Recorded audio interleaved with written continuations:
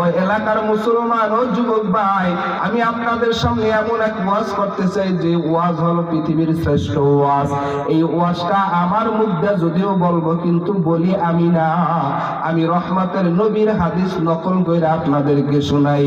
কারণ আমার থেকে কথা বললে ভুল হবে, শিক্ষকের থেকে কথা বললে ভুল হবে, এই জমিনের বুদ্ধিজীবীর থেকে কথা বললে ভুল হবে। আমার রহমতের নবীর 63 বছরের হায়াতের জিন্দেগিতে কোনো ভুল নাই। রহমতের নবী বলেন, উম্মত, পৃথিবীর শ্রেষ্ঠতম ওয়াজ, ভালো করে শুনো যুবক, পৃথিবীর শ্রেষ্ঠতম ওয়াজ হলো কালান নবী সাল্লাল্লাহু আলাইহি ওয়াসাল্লাম, কাফা বিল মাউতি ওয়াইজান, কাফা বিল মাউতি ওয়াইজান।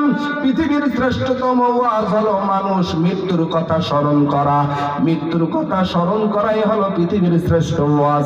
এই ওয়াজের উপরে আর কোনো ওয়াজ নাই, এই ওয়াজের উপরে আর কোনো নসিহত নাই। একেবারে শ্রেষ্ঠ ওয়াজ মৃত্যুর কথা স্মরণ করা।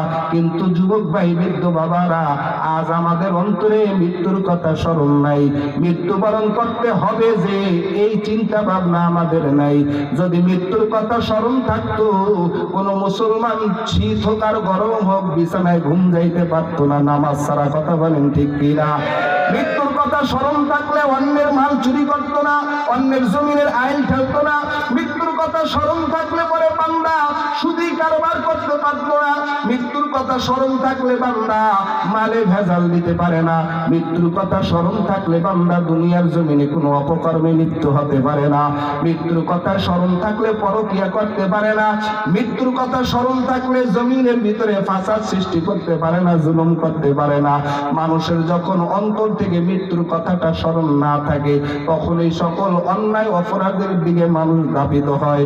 এজন্য পৃথিবীর শ্রেষ্ঠ ওয়াজ হলো মৃত্যুর কথা স্মরণ করা। তবে মৃত্যুর কথা স্মরণ কেন করবা না? এই জমিনে যেহেতু জন্ম হয়েছে, জমিন থেকে মৃত্যুবরণ করা লাগবে কি লাগবে না? আল্লাহ বলেন, কুল ইন্নাল মাউতাল্লাযী তাফিররুনা মিনহু ফাইন্নাহু মুলাকীকুম থুম্মা তুরাদ্দুনা ইলা আলিমিল গায়ব ওয়াশ শাহাদা ফায়ুনাব্বিউকুম বিমা কুনতুম তা'মালুন। মাউতু কাসিন কুল্লু নাসিন শারিবু কবর বাইতিন কুল্লু নাসিন দাখিলুন। তুমি রং বাজারে কি করেছো?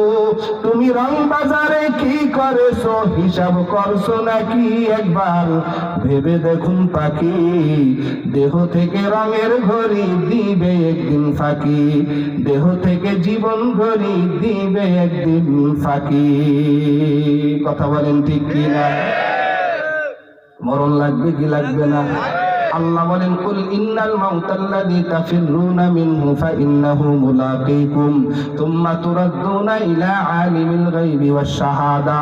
এ দুনিয়ার মানুষ ও পয়গম্বর, দুনিয়ার মানুষকে বলে দেন, তারা মৃত্যু থেকে যতই পলায়ন করে মৃত্যু থেকে পলায়ন করতে পারবে না। সকলের মৃত্যুবরণ করবে, তবে মৃত্যুবরণ করার পর বান্দা তুমি গোপনে কি করেছো সব কিছু প্রকাশ হয়ে যাবে। এটাই কথা। কুল্লু নাফসিন যায়িকাতুল মাউত সুম্মা ইলাইনা তুরজাউন। মরণ তো লাগবে, মৃত্যুর পরে কোথায় যাইবা মনে করেছো মৃত্যু শেষ? সবকিছু শেষ না। সুম্মা ইলাইনা তুরজাউন, আমাদের সবার কার কাছে হাজির হতে হবে? আর জোরে বলেন, কার কাছে যেতে হবে? আল্লাহর কাছে যেতে হবে। আল্লাহ বলেন, দুনিয়ার জমিনের ভিতরে তুমি যা কিছু করবা মরণের পরে কিন্তু সব প্রকাশ পেয়ে যাবে। গোপনে গোপনে যা করছো কেউ দেখে নাই, একজন দেখছেন, আওয়াজ করে বলেন তিনি কে? মায়ের সাথে বেয়াদবি করেছো, সন্তান মা জানে আর কেউ জানে না। মা দুনিয়ার কাউকে বলে না আমার সন্তান আমার সাথে বেয়াদবি করেছে, কিন্তু একজন জানেন তিনি কে। এই জমিনের ভিতরে তুমি যত রকমের পাপাচারে লিপ্ত হও, যত রকমের অন্যায় অপরাধ করো, কেউ জানে না। যুবক, তুমি যা কিছু করেছো, মোবাইলের ভিতরে অশ্লীল ভিডিও, নেকেড ছবিগুলো তুমি রাতের বেলা দেখেছো, তুমি শীতের রাত্রে ল্যাপ কম্বল মুড়া দিয়া অন্যায় অপরাধ করো, ভেবেছো কেউ দেখে নাই, কিন্তু মৃত্যুর পরে সব কিছু প্রকাশ পাওয়া যাবে। কথাটা কার? আর যুবকরা ছেলেরা মোবাইলের নেশায় পড়িয়া যুবক যৌবন হারাইতে চলছে, মহিলারা তাদের সর্বস্ব হারাইতে চলছেন। আজ জমিনের ভিতরে হায়া বলতে কিছুই নেই, লজ্জা নাই, যার কারণে যা মন চায় তাই করতেছেন। কথা বলেন ঠিক কিনা?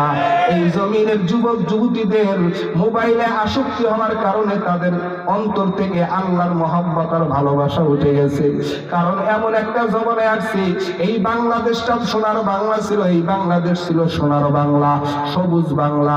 এই সবুজ বাংলা থেকে এখন বাংলাদেশ হয়েছে সোনার বাংলা। এর ভিতরেও হলুদ বাংলা, এরপরে কত বাংলা আসছে। বাংলা আস্তে আস্তে এমন একটা বাংলা আসছে ডিজিটাল বাংলা। এই ডিজিটাল বাংলার থেকে একজন চুন্নি মহিলা ডিজিটাল বাংলা ও বাংলা রাখে নাই, একটা চুন্নি মহিলা ডিজিটাল বাংলাকে স্মার্ট বাংলায় রূপান্তরিত করেছে। স্মার্ট বাংলায় রূপান্তরিত করিয়া ওই চুন্নি মহিলা বলে, আমি সবার হাতে হাতে স্মার্টফোন তুলে দিলাম। স্মার্টফোন তুলে দেওয়ার কারণে আজ যুবকের চরিত্র শেষ, যুবকের যৌবন শেষ। এমন অবস্থা হয়েছে যুবকরা বিয়ে করার সামর্থ্য হারিয়ে ফেলছে। কথা বলেন ঠিক কিনা? আবার বিয়ে করলেও দেখা যায় ঘরের ভিতরে বউ থাকে না। কথা বলেন ঠিক নেই? শেষ করছে কিতে? মোবাইলে। পুত্রবধূ আনছেন মোবাইলে আসক্তি, পুত্রবধূ শ্বশুর শাশুড়ির খেদমত করার সময় পায় না, কিন্তু মোবাইল দেখার বড় সময় পায়। আছে না নাই? জমানা মোবাইলে খাইছে, জমানা মোবাইলে খাইছে। অল্প বয়সে পোলা মাইয়া প্রেমে জড়াইছে, জমানা মোবাইলে খাইছে, জমানা মোবাইলে খাইছে।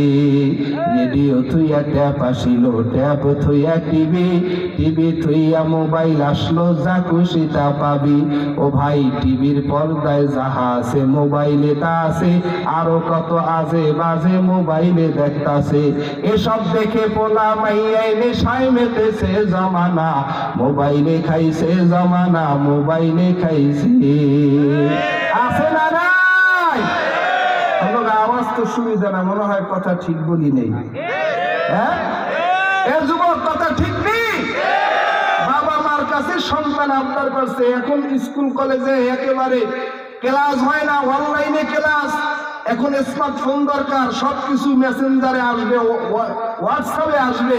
তাই বাবা মা একটু মোবাইল কিনে দিছে। এই গ্রামগঞ্জে থাকলেও কি হবে, মা বাবার মনে স্বপ্ন সন্তান ডিসি হবে, এসপি হবে, আইজি হবে, ইংলিশ মিডিয়ামে পড়বে, উকিল হবে, ডাক্তার হবে। সন্তান মোবাইল কিনে দিছে, ক্লাস 6-7 এর সন্তান। মোবাইলটা পাওয়া মাত্রই কিছুদিনের ভিতরে রাত জায়গা জায়গা মোবাইল দেখে, ফ্রি ফায়ার গান দেখে, ফ্রি ফায়ার গেমস খেলে, আর মোবাইলের ভিতরে কথা বলে। কথা বলতে বলতে রাতের বেলা মোবাইল ল্যাপ কম্বল মুড়া দিয়া ক্লাস 7 এর 8 এর বাচ্চারা মোবাইলে